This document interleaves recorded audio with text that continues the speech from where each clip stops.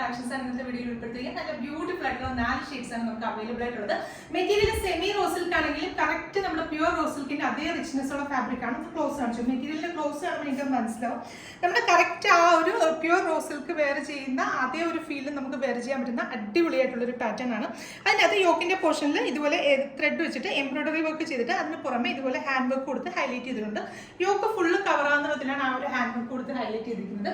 ദുപ്പട്ട ചെയ്തിരിക്കുന്നതും ആ ഒരു semi tussar silk ഫാബ്രിക്കിൽ ഓഫ് വൈറ്റ് കളറിൽ ത്രെഡ് വർക്ക് ചെയ്തിട്ട് അടിപൊളിയായിട്ട് രണ്ട് സൈഡിലും പല്ലു സൈഡിൽ ഇതുപോലെ ടാസൽസ് ഒക്കെ കൊടുത്തിട്ടുള്ള അടിപൊളി ഒരു ദുപ്പട്ടയാണ്.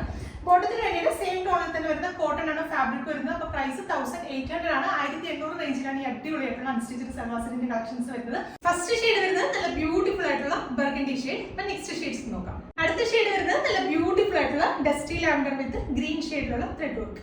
നല്ല ബ്യൂട്ടിഫുൾ ആയിട്ടുള്ള onion pink with navy blue ഷെയ്ഡിലുള്ള ത്രെഡ് വർക്ക്. അപ്പൊ ഇതിൽ ലാസ്റ്റ് ഷെയ്ഡ് വരുന്നത് നല്ല ബ്യൂട്ടിഫുൾ ആയിട്ടുള്ള ബേജ് വിത്ത് ഡാർക്ക് പിങ്ക് ടോണിലുള്ള ത്രെഡ് വർക്ക്. അപ്പൊ നല്ല പ്രീമിയം ആയിട്ട് നമുക്ക് വെയർ ചെയ്യാൻ പറ്റുന്ന ബ്യൂട്ടിഫുൾ ആയിട്ടുള്ള അൺസ്റ്റിച്ചഡ് സൽവാർ സെറ്റ് ആണ്. 1800 ആണ് പ്രൈസ് വരുന്നത്. എല്ലാവരും ട്രൈ ചെയ്ത് നോക്കുക. Thank you.